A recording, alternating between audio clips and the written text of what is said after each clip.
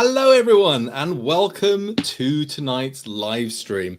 Now, there might be a few of you from GCSE still hanging around, but this is now the AS level, AS Unit 2 practical paper, which is hopefully going to be a bit more straightforward than our theory paper that we had the other day. So, for those of you that are hanging around, and those of you that are here to have a bit of a revision on this, just a reminder, this is WJEC Unit 2 Computer Science. This is where we're going to be tackling the practical programming challenges, things like building sorry, you can tell I've just come off another live stream, can't you? This is where we're tackling the entity relationship diagrams, the data dictionaries, and stuff like that. But please do remember that although I'm going through in this presentation everything that you should know for the exam, I'm basing this upon historical past papers. The entire specification for AS Computer Science is 17 units, and that's it. So they could theoretically ask anything in any different area. There are only 15 topics, though, that you need to know about. Yes, one of those topics taken out was ethics, legal, and moral. That was taken out of this specification. There's another one as well, but I talked about that last week for our Unit 1 live stream. This live stream is very much going to focus on the types of questions that we normally get in that type of exam. So this is the agenda for this evening. We're going to go through it in the usual question order. We're going to start with entity relationship diagrams in a moment, moving on all throughout the written part to part B, where we look at fixing, annotating, and building, and we'll do a bit of a live build of code as well as we go. So, question 1, very often is about entity relationship diagrams. Well, what are they? Let's have a look and see if we remind ourselves. This is 2016, 17, and 18. They are what you get on the front page of the exam, as you get the scenario as well. All of that is there to give you a sense of what you should be building. There are 3 tables. We need to explain how those tables are linked and what's going on. And in 2016, 2017, and 2018, the tables were linked in the same way. It was links going into the middle table with the many side there. That might not be the case for what you get. So this is the 2019 past paper. This is what you were given. And this sentence, paragraph, whatever you want to call it, was in the first page of description. And if you skip past this sentence, you would have missed 2 key pieces of information. This, where a single instructor can be responsible for many groups. So what does that sound like? That sounds like a normal relationship, a one-to-many relationship. So in that case, what I would do straight away is put a one-to-many relationship arrow from the instructor to the groups. And then this second one here, a group has many pupils. So that means the one side of the arrow is on group and the many side of the arrow is on pupils. And that's a little bit different to the classic style of this question. Please do go into the description on the front page, find the paragraph that talks about the entities, and underline or highlight or do something with the sentences that describe that. And then on the paper you have, sketch out that arrow, that direction, because that is what is really going to make sure that you get the link right in your entities. Now, with that in mind, we need to start doing the rest of the marks for this question. This is normally quite a big mark question. The first thing we need to do, of course, is to put in the key fields. So the key fields are the unique identifiers for each table, and it's reasonably easy to build that. It's just the name of the table with ID underneath it.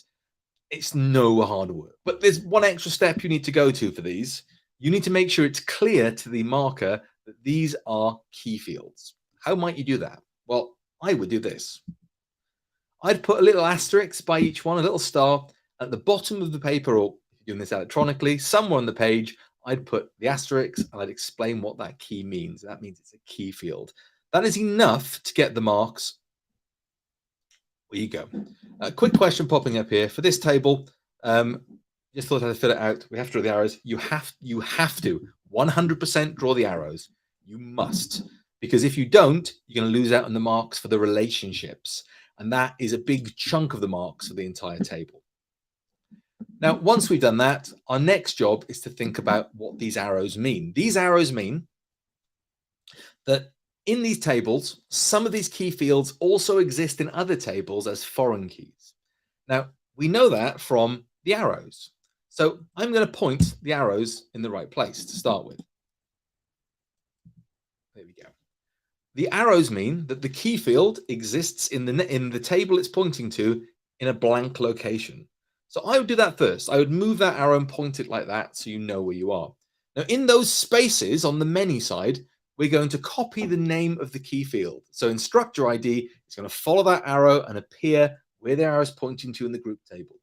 Group ID is going to follow that arrow and appear where that arrow is pointing to in the pupil table. And these are your foreign keys. These are basically drop-down menus. If I'm making a group, then I can click the drop-down menu for instructor and read the ID and put the instructor directly in there. Same for my pupil table. The drop-down menu there to say which group that pupil's in. Okay, where are the other marks coming from? Well, the other marks coming from sensible data. So for each table, stick at least 2 fields in of sensible data. And it's quite easy with people, first name, surname. Make them as atomic, as separate as possible. And your group table then, something sensible in there, but 2 fields. That's your full marks. But that helps you answer the next question. Data dictionaries is the next question. You do need to remember how to write these out. So that's the mark scheme for data dictionaries. You're going to have 2 sensible field names as well as the key fields, 2 sensible data types, 2 key fields. The field lengths are going to be sensible, and there's going to be 2 types of validation times 2. In other words, 4 types of validation throughout the 2 tables. Let's see how to do that. So there's our interrelationship diagram. We've just done that. We're going to do the instructor table. Now, some of that work's then already been done for us because we've identified at least 3 things that need to go in there. So let's bring those down first. The instructor ID, the first name, and the surname. And we need to make sure we add at least 2 more fields. And importantly, have a think about 2 fields that you could validate in different ways. I'm going to go for date of birth and gender, both things that I can put simple validation on for, but different types of validation. Our next job is to go through the key fields. We're going to say yes if it is a key field and no if it's not. There's only 1. We've already marked that in the entity relationship diagram earlier. Now, type, you need to think about this a little bit. Make sure you've got the right type down. Instructor is going to be an integer. First names and surnames are going to be strings or text. Date of birth, date, because it's a database, so we can have dates in this, and gender is going to be a string as well. Length, this has to be a realistic number of how many characters at most these could be. You do not have to put something in for integers or floats because that's not really what we do in a database. We just tell it to put those in. So we're going to leave those blank, but we're going to put character limits for everything else. So I've NA'd my instructor ID. I've said about 64 characters for first name and 128 for surname because I think that a surname might be longer. Date of birth is 10, day, / month, / year, 10. Yeah. And gender, I've just gone for about 16 there just because we could have a long one. And validation. This is important because it's not just about writing down validation types here. You need to be a bit more explicit and detailed than that. Instructor ID will be unique, but that could be a presence check as well. That's not really a kind of validation, but it's worth writing down. A presence check. It has to be there. We don't need to explain it. We can just write presence check, but that's one of your 4 types of validation that we need. Same for surname. Date of birth. I could say a range check. That means it's between values, between numbers. And I'm saying it's going to be less than or equal to today because it's date of birth. So it should, like, you could be literally born yesterday, but probably sometime in the past. If you're born in the future, time traveler, whole other set of problems. I've got the wrong list in gender, sorry, because my brain was clearly not working, but it'd be a lookup. So in gender, you'd have male, female, and probably other. And again, please do remember that if you are doing this in an exam, it is timed. We haven't got enough time to be as 21st century as we want and list every possible combination of gender identity, it is perfectly fine in this exam to write male, female, and other. So we've got a modern response, but we're not spending our life writing them all down. Or you could put sort of 2 or 3 and put etc. if you wanted to, as I've got here. But the important thing is that you have the name of the validation, and unless it's a presence check, you have an example. Unique is not a validation in the mark scheme sense. It is a special kind of validation that you can have in a database for real, but the mark scheme wouldn't accept it. So I just write unique out of habit, and it's good to have there. Okay, so then we're going to go to our next table. Now, our next table in this case was the pupil table. Now, it has a slight difference. First of all, we're going to copy in the data that was already there. So pupil ID, group name, first name, surname. And again, 1 or 2 more things that you think you could validate in an interesting way. So I'm going to stick in telephone number because I know that I can do something like a length check there, and that will give me some more marks. Key field is interesting for this one because it's not just yes or no, because group ID is a field from the table that's come down from the arrow, come down through the many side. That's a foreign key. So we do need to write that down. If you clarify that, that's pretty much an extra mark, to be honest with you. I've just noticed somebody looking for the GCSE live stream. If you pop into my VODs, it's there for you to watch if you want to go and grab it, okay? You're about an hour late, though, so sorry. Type. Again, similar sort of thing. We've got our integers and our strings. There's not a lot of difference there, but I've got 2 types, so I'm okay. Length, being straightforward. I don't need lengths on my integers, but, you know, surname, first name and surname, roughly the same as before. Telephone number, 11. Why 11? Well, let's look at a validation. So pupil ID unique. Here's a good bit of validation for a foreign key. A foreign key is lookup validation. It's a drop-down menu. So you can say lookup from the groups table. Boom, type of validation. And that's literally how it works. Presence check, first name or surname, but another type of validation, a length check in telephone number. Now, a UK telephone number must be 11 characters long. So we can have a specific length check there that works perfectly. Okay, with that done, that's about 16 to 18 marks out of the 80 for the entire piece. We're in a good place at this point. The next one is the one that you all hate, which is proposed methods. And again, if they reword all these questions, they do them in a different way, just try your best. But if they're going to base them on the past papers, they're going to base them on the sort of things we've done before, we can expect question 3 to be something like this. Select and fully justify a method of solution for the main requirements listed in the scenario. 6 marks. There's only one way to do this. Learn this. This is the mark scheme, but it's not all of the mark scheme. These are the facts that you have to apply to the context of your question. If your question is about a karate dojo, as it was in 2019, if it's about a plumber's, as it was in 2017, then you need to apply each of these points to that scenario and say why they would, which one of those would be best. So for instance, the first point, a command line interface or a graphical user interface. If my piece of software is for somebody non-technical, a graphical user interface would be more appropriate because it is easier to use and quicker to learn. So you'd say something like, one of the things that Pete's Plumbers needs to do is use a graphical user interface, which would use images and icons and buttons to represent the interface, as this would be easier for its users, which are likely to be non-IT specialists. It's applying it to the situation. The same for the rest of these. I'll go through and just give you a quick summary of them, but you need to go learn them. You need to go and memorize these. And you don't need to learn these forever. You don't need, I don't need to bump into you in the street in 30 years' time and you to go, file handling, serial or random. You've got to remember this long enough to scribble it on your exam paper. Be muttering it to yourself as you walk into the exam. Say it to yourself, say it to yourself. And when they say go, write the things down on the exam paper so you've got them there and you can worry about it later then. That's what I'd be doing. Data structures, arrays versus files. Arrays are going to be faster to access than files, but they're not permanent storage. They're only there whilst the machine has power to it.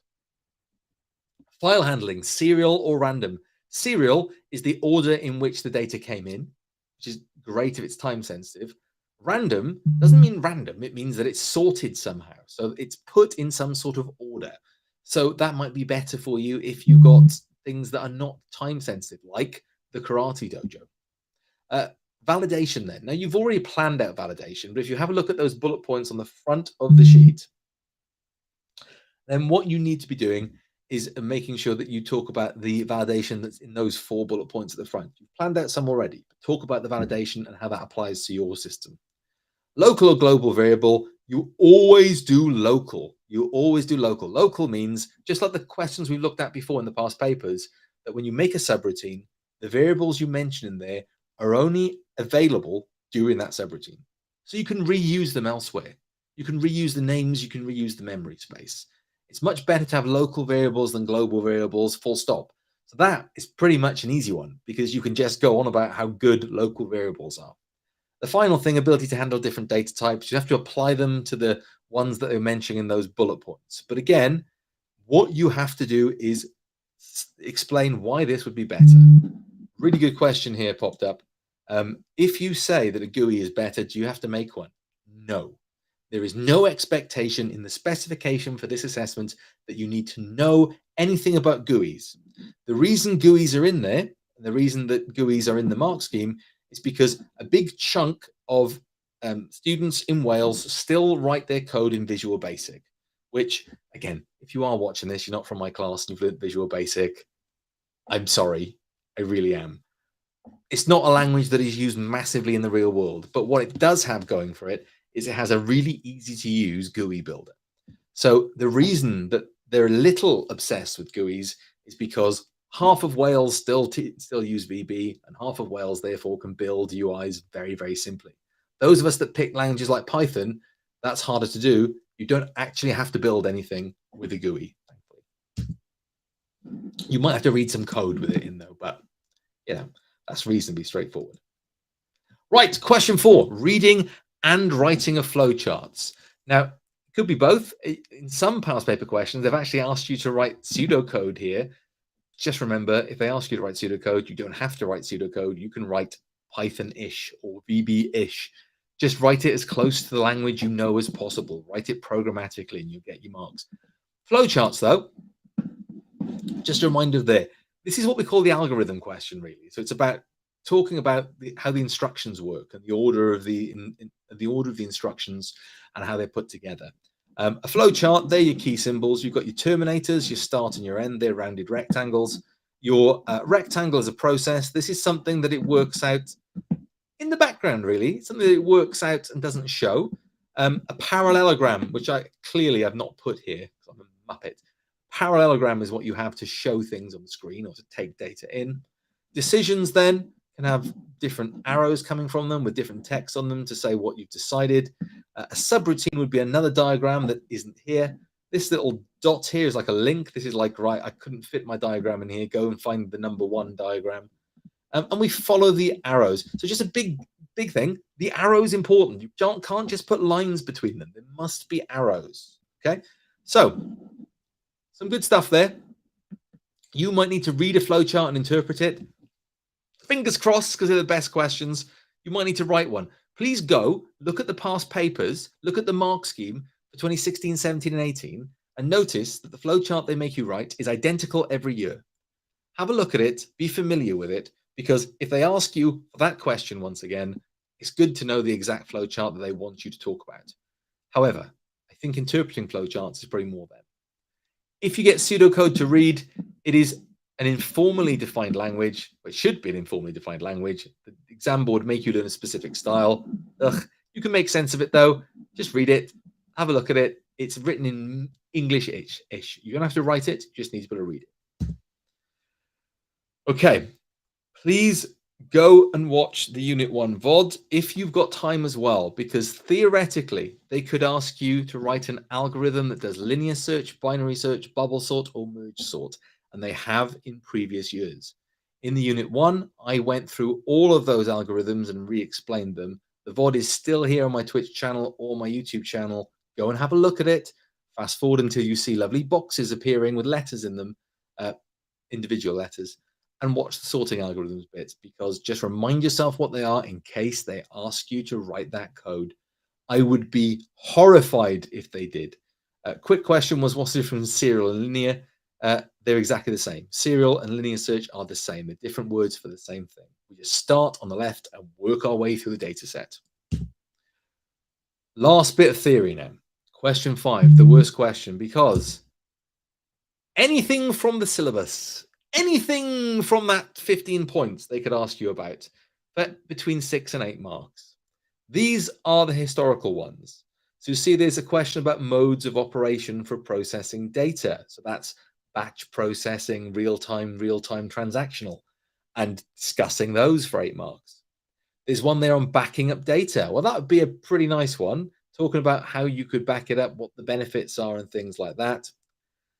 Then we've got one on views into views and access rights. I can't imagine we'll get that because that was that horrible question on the previous assessment. And this was the 2019 one, which we talked about in class today, which was about object orientation. Again, they asked that in the other paper, so I think it'd be unlikely for us to see it. But just as a reminder here, you've got your superclass and your subclass. The arrow references inheritance. So the add credit table gets everything from transaction and adds it to its own. We've got the identifier at the top, the name of it. The second one is the properties or the data. And the third one is the methods or the code. If it inherits, it gets everything from up here and everything from down here, but it doesn't work the other way. Transaction only has what's in it. It feels a bit weird that the arrow sort of goes in the wrong direction, but I can give you more detail later about why that's important. So that is the practical part done. That's the written bit done. That should be, they reckon, your first hour. Make it your first 45 minutes, please. You don't want to spend more than 45 minutes. Sorry, quick question. Which one was method for the previous one? Method's the bottom one. It's the code, basically. So part B, this is the practical code, and we'll do some practical building in a minute in Python. But I just want to show you the fixing code question because it wasn't there in 2019. So chances are we won't see it if they're building from this model, but they could bring it back. There's no reason why not. I hate the fixing code questions because they're not nice. You've got to look for these 3 dots with spaces between, or 4 dots with 3 dots with spaces between them in the code and work out what to do. Now, in this case, it's a pretty standard file open dialog. So all you need to do there to fix it is to put the name of the text file in that they've given you in the exam question. Give it a go. I think it's reasonably straightforward. These are the common fixes that you'll see in, because they do repeat. Again, I'm not sure we'll have this question, but if you do get it, these are the common fixes that you need to apply. First of all is file names. They're a pretty standard feature. The second one was using a variable that's been declared a few lines ago. This is an example of that. You'll see here, you might look at these 3 dots and go, what am I putting in there? But actually, if you look at it, it's inserting something into a text box. We've just calculated a value. Look at that variable there, value equals record var.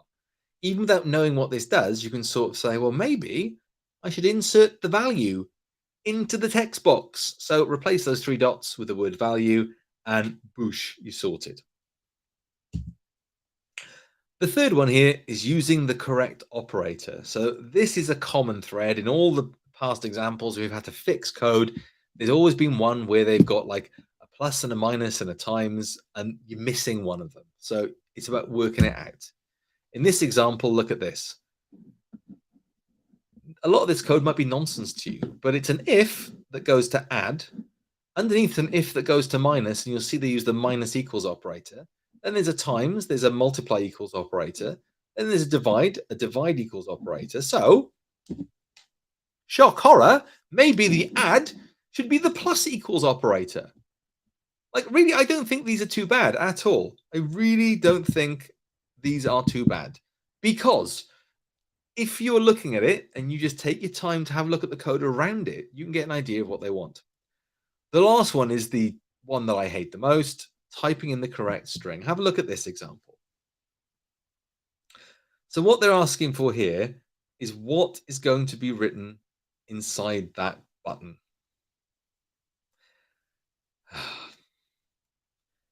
What is on the calculator button? On the line above, it says text equals /. What symbol is that in computer science mathematics? It's divide, isn't it?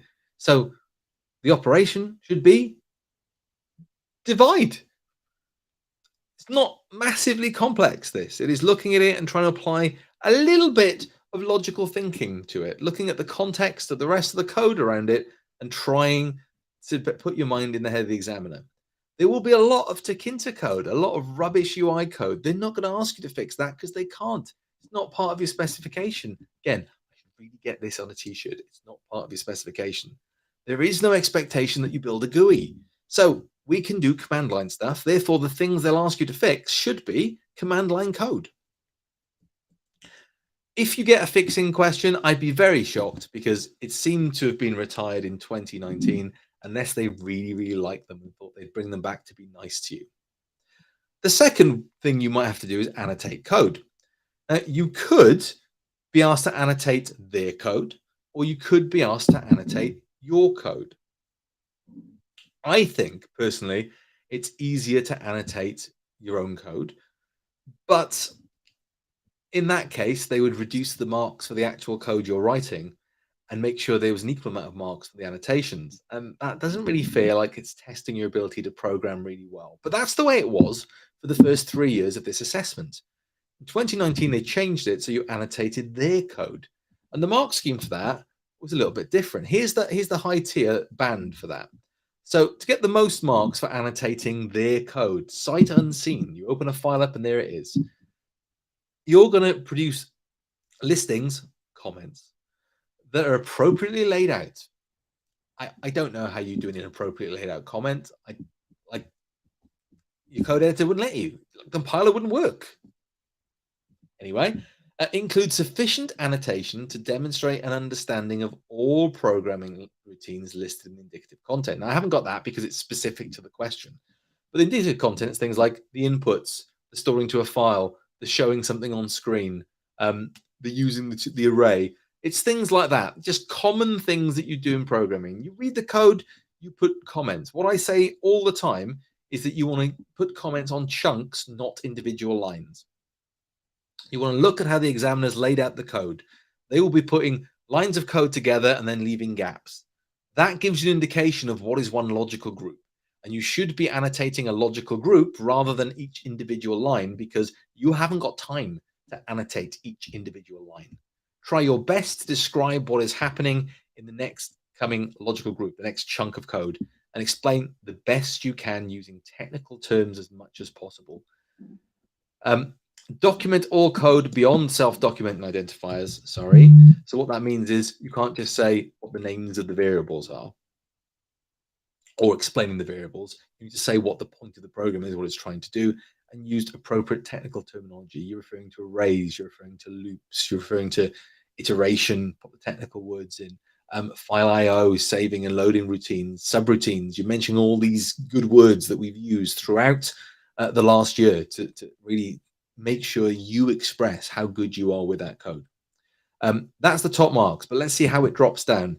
Middle band, the main difference here is you've only annotated most of it. Okay, so maybe you've talked about 4 of the 6 subroutines. All right, so you've not done it all. Fair enough. Maybe you didn't understand part of it. Cool. You'd end up in the lower band, but maximum you want to get there is the 6. Okay, still a good mark. Bottom band, you don't want to be here, right? So basically, about a third. You've annotated about a third of the entire file, or your use of technical language is really, really poor, or you only mentioned the names of the variables, or you've used technical terminology that is really, really poor. Please don't end up in the bottom band. We don't just want you to go, the variable count is for counting. Well, what a shock. We want you to talk about the point of the chunks of the code and really explain what you think is happening. You're not writing this for you. You're writing it to prove to an examiner that you know what that code means. And that's a different thing, isn't it? It's not the annotations that we do on our own code. It is to prove to an examiner we know what we're talking about. Keep that in mind as you're writing, because that is a different skill than we've used before. Okay, live build.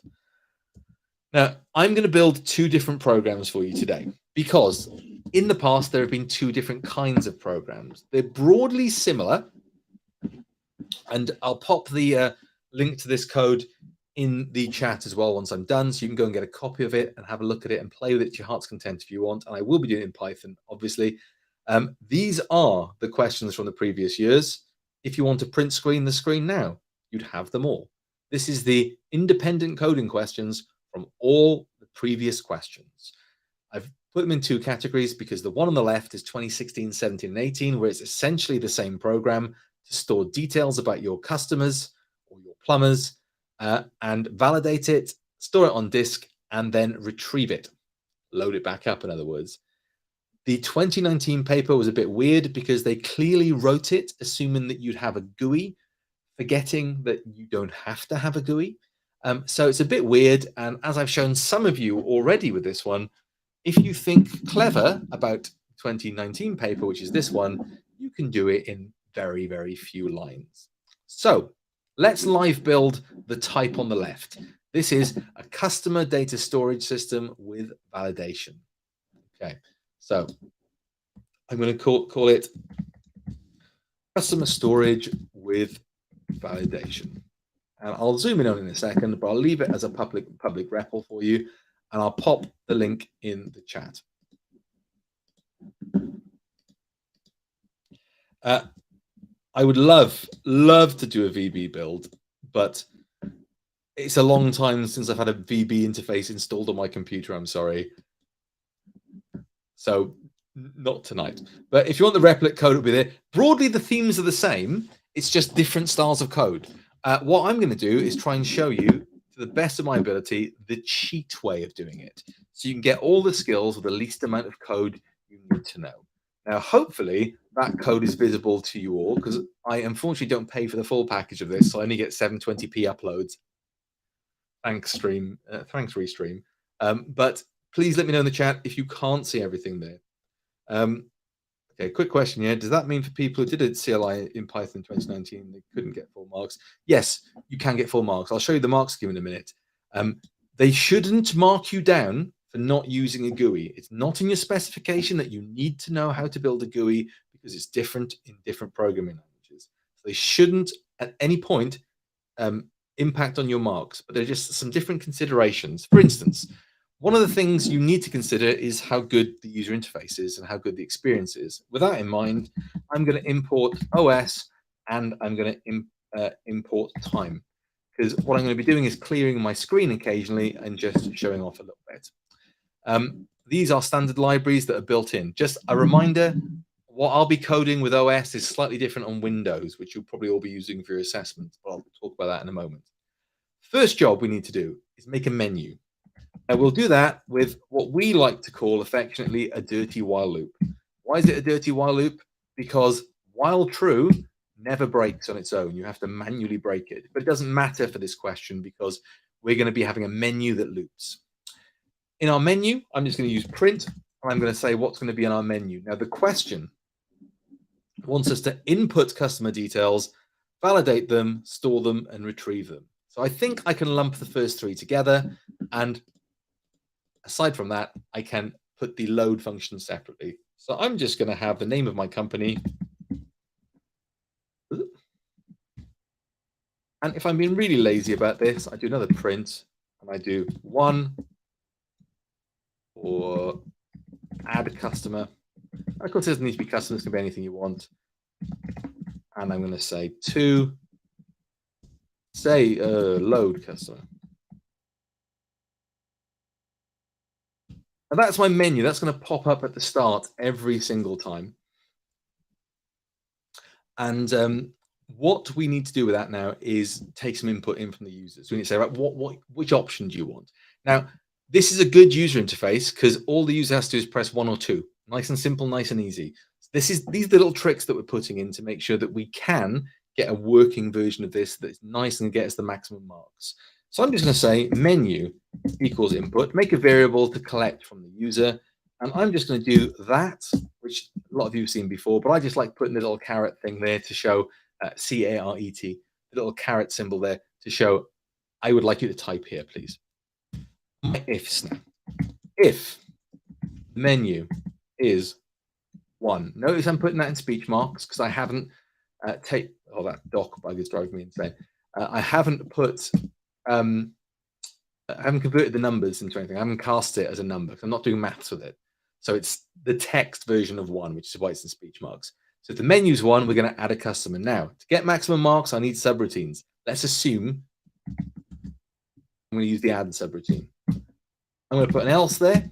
In fact, I'm actually going to do an elif. I'm going to do an elif.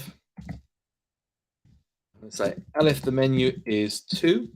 So if the menu is 2, then we are going to go to the load subroutine. I'm going to put an else at the bottom, and this is just to make it ultra nice. If I get to the bottom and it's not 1 or 2, I'm just going to print out something like error, not an option, just to maximize my marks. Now that's not going to run at the moment because I've got subroutines listed that aren't there. So let's put our subroutines in. They go up here. Def add. What I'm going to do is in the subroutine just put pass, P-A-S-S. That's a placeholder in Python that just says, look, I've got code to go in here, but I don't know what it is yet.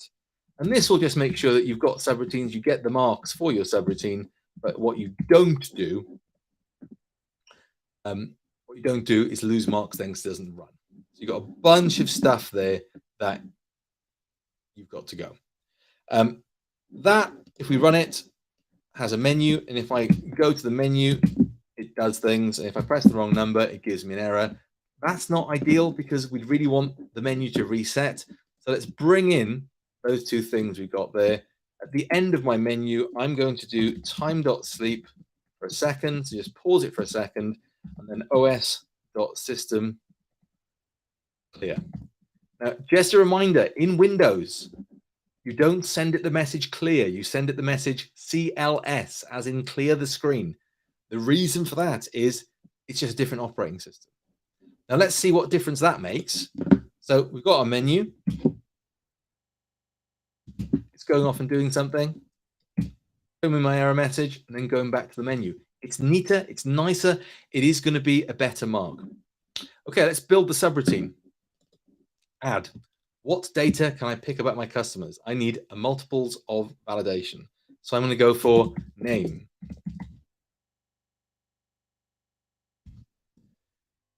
I'm going to go for age. I'm just thinking of things that I can easily validate in a number of ways. I'm going to go for email. I'm going to go for gender. Again, just things I can validate really, really quickly. Now I need to put validation on them. So, there's a presence check here. While name is equal to speech marks. In other words, whilst the name is blank. I'm going to print out error presence check. Not a great error message, but you know what that does? That tells the examiner I've put a presence check in. I'm also going to copy the input bit and put that in the while loop. And what that's going to do then is it's going to loop and show the error and then give them the opportunity to type in a new name if they want. One type of validation down, 2, 3 more to go. Age, I'm going to do a range check. Whilst age is less than 18, don't know why, but if you're a plumber or whatever, maybe that's the case. You might want to think about that. Whilst the age is less than 18, I'm going to print error range check. Again, I told the examiner now I put a range check in there. They can't argue with me. Even if they don't know Python, they really can't argue with me. And I've asked for the age again. Email is going to be a format check. So like there needs to be an @ symbol in there. While @ not in email, print error format check, and ask for the email again. Again, you might be thinking, oh, there's more I can do to that. I can look for ats and dots. You can do, but this is a timed exam. You've got to do this as quick as possible. You could be having had a bunch of written questions, which are really difficult, and trying to rush this bit. So please take your time, but make it as minimal as possible. Last one is gender. We need our list of genders, our valid genders. So please don't spend your entire control time writing the complete list of valid genders. Let's go for male, female, and to be modern and woke and inclusive, let's put other in there. I apologize if you do identify as another gender there, but you need to limit your time in the exam. You haven't got time to list everything. That's good enough for the exam. The while loop. While, gender, dot lower. Why dot lower? Because I wrote them in lowercase in my table. Dot lower makes it lower. Not in genders. That should have been genders, sorry. But if it's not in there, what I'm going to do is I'm going to print out the error again. This is lookup validation. And then I'm going to ask them again for their gender. Right, okay. I've validated. I'm in a good place. I now need to save it. If you manually try to save to a file, you're going to spend the rest of your time fussing with this. Do the simple thing of putting them in a 2D array. Make a row. List the variables inside your square brackets, name, age, email. Then add a row to a 2D array. Now, first of all, we need to put one of those. That needs to go toward the top. Let's call it customers.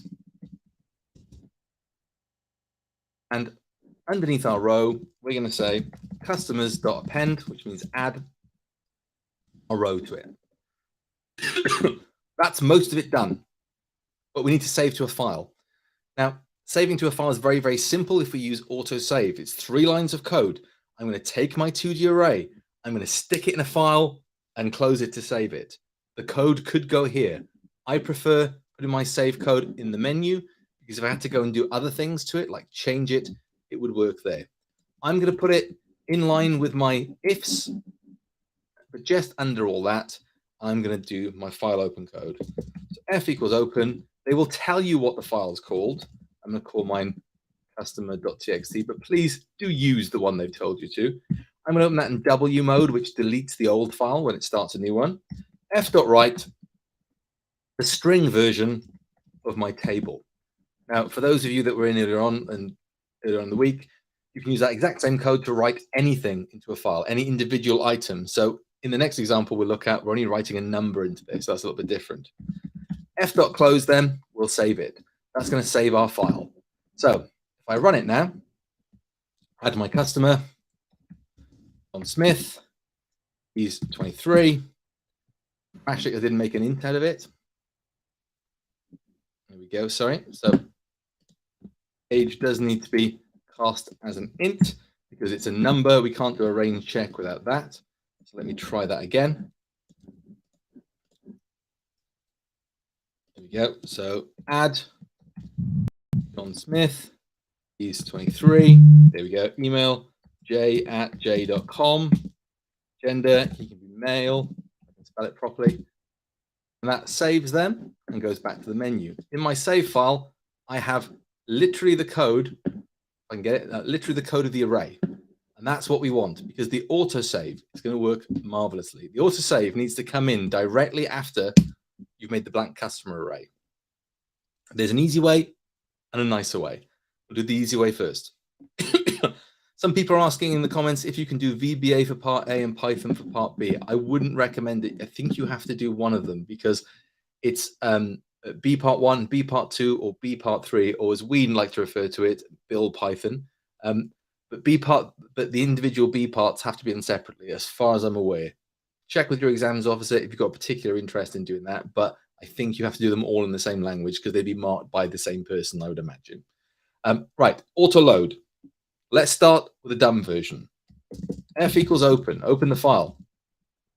Customers.txt. Did I call it customers or customer? Let's have a look. Customer, I called it. Right. I'm going to open it in read mode. This is the security loophole problem, but it works. Customers, which is our array, equals eval. Now, what eval does is it changes text to code. We had to change the code of the array to text to save it in a file. So f.readline within that brackets reads the text file back in as text, and eval turns it back into a working array. So it will load the array back into memory. And the problem with that code is that will crash if there's no file. So let's extend it a little bit with just 3 more lines. Try. This is the error correction code, you remember. And then accept, pass. This is disgusting code. You'd never write this in the real world, because what you've said is try to do that. If you fail, do nothing. Don't worry. But because we got this, if it can't load the file, it will start up with that second one. Then we just need to finish off with a load command. This is really easy. You can do a search if you wanted to. Search equals input. Type in anything, and we can do this. For row in customers, if search in row, print row. That's going to look disgusting, but it is going to work. If I stop it and I load it, that should have loaded John Smith. I'm going to load the customer. I'm going to search for John Smith. There he is. I've got auto load and auto save working here, which is brilliant because I've covered everything there in 61 lines, and the messing around with the file code is only 6 lines long. That's normally where people waste their time. I've got about 7 minutes. I've got another meeting to get to after this, so I'm going to have to be quick to have a look at the Kim's Karate one. Now, this one was about a simple calculator. Now, I'm going to very quickly make that Python file, and in fact, what I'm going to do is copy that, so I have a bunch of that code to save us time, and I'll pop that link in the chat as well if you want it. Now, if you want to go to that previous link I put in the chat and you want to go and grab it, you're more than welcome to. You can fork that code and you can use it for yourself now. So I've got that copied up there. I managed to put it in my address bar for some reason. Right, this one, it's taking numbers. So we're going to start again. Import OS time. While true. So it's maths, yeah? So we're going to take in as our input. But I'm going to do this because I'm going to use the lazy way. Okay, I'm going to go expression equals input maths. The question asks us to take in an integer, a symbol, and whatever. But that eval function has an evil second job because I can do this. Answer equals eval expression. Remember, what eval does is it takes code and runs it. So if you write in a maths expression, it will work out the answer. This is most of the marks. 4 plus 9. That's literally exactly what it said we can do, or 4 plus 8. Now, the question only wanted us to do add, minus, and times. This can do this. 14 to the power of 5. You know, it can do any maths expression at all because eval is the super cheat of Python. It evaluates expression. If they want you to do maths, stick eval in there. What else do they want us to do? So we've bashed through, boop, boop, boop, boop, boop. Display the results on the screen. Store it and recall it. Well, they're not asking us to have options for this. So what we can do is do our store with our autosave. So once again, we can do f equals open answer.txt. We can do f.write, the string version of the answer. We can do f.close to save it. My autosave is working. Let's see that in action. 10 times 7. My answer file's there. Does it have 70 in it? It does. I also need to load that. So when I load that at the start, again, the thing is with this, it's not asking us to do anything clever with it. It's just asking us to load it. So let's do it. Read mode. Remember, exactly the same as last time. Let's make answer equal to eval of f.readline. If it reads in an int, it'll make it an int. If it reads in a float, it'll make it a float. To Probably worth printing that out. So print loaded, then answer. So we can see that. So I run that now, you'll see that.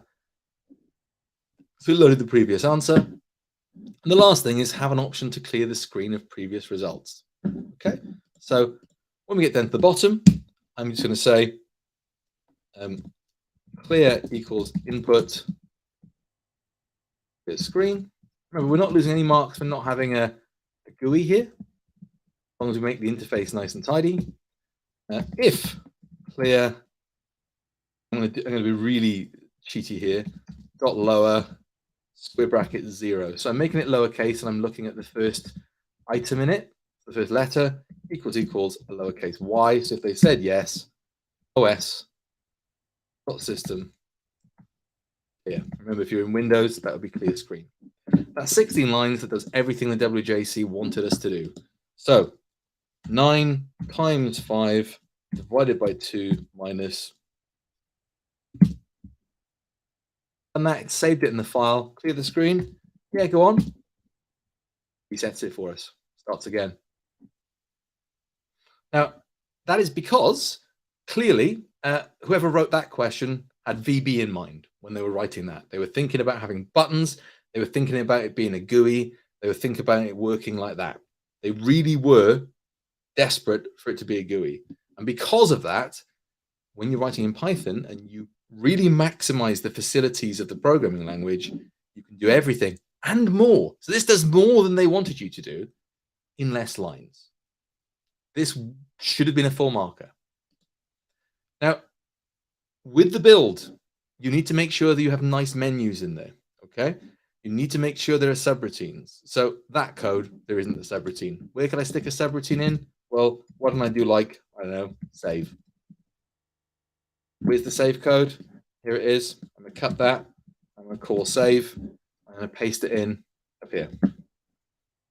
Well, I've got a subroutine. Works exactly the same. Boom. Fingers crossed. It's quite straight. It's quite straightforward. It's not hard. 2D arrays, maybe if you need them. If you need them, do use them because they're much easier to store data in than any other kind. And then we got autosave and autoload. They are the things you need to go and remember. It's 3 lines of code in Python to save anything. 3 lines of code to load anything. If it's more than one thing you need to save and load, stick it in an array, stick it in a 2D array. The recall in maths question just means load. When they say recall, they mean bring it back up on the screen. So you need to load it from the file and put it on the screen. And that's what I did with that auto load bit.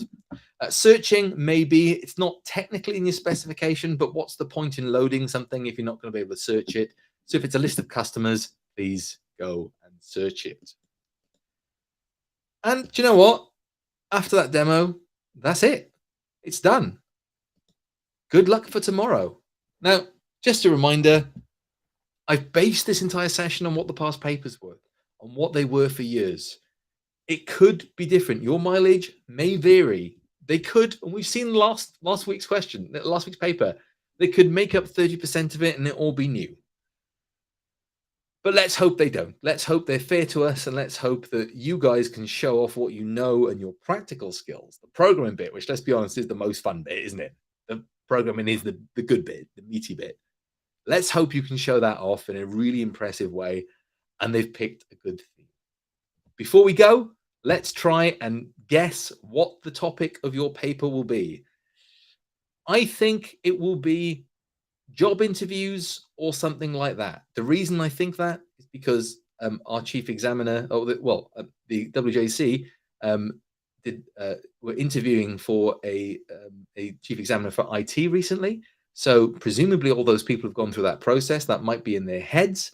So I wouldn't be surprised if the situation that you are asked to write about is about job interviews or job applications or something like that. If I'm right, great. I'm probably wrong. It's probably like a dentist. Good luck to you. Good luck to you all. Question here about validation. Please do try and include at least 4 different types of validation. The ones I do are always the easier ones. Okay. GUIs, you don't need to use GUIs full stop, but GUIs are easy in VB. It's drag and drop. That drag and drop GUI builder doesn't exist in Python. You don't need to use a GUI at all. It is not part of your specification. They specifically say in the mark scheme, good user interface, GUI/CLI. They specifically say that, so we should get the same all the time. Is this? What time can we come to you for the exam, sir? I'll be there all day, so just come grab me. I'll be there early. Come grab me if you want to talk to me about anything or ask me any questions. Let's have a look. Any more? Blank answer document. Yes, you do. You get, I believe, you just get like a Word document to type your answers into, and that's good because Word has all those like symbols for the relationship diagram built into the image things there. What's this one? What are the two organizations? Serial and random. So serial is just, it's in the order that it was saved in, and random is it's sorted afterwards, and that it's random there. And somebody's guessed maybe a program for a leisure center. We'll see. We'll see. I've got to go now, guys, because I'm late for a meeting. But thank you very much for joining the live stream. I hope it was useful for you. Fingers crossed that with tomorrow's exam, we're in a good place. Thank you very much for watching, and good luck for tomorrow's exam. You will absolutely smash it. You've got to, because it can't be much worse than last week's exam, can it? Go get some sleep. Go practice. I'll post these slides as soon as I've got time.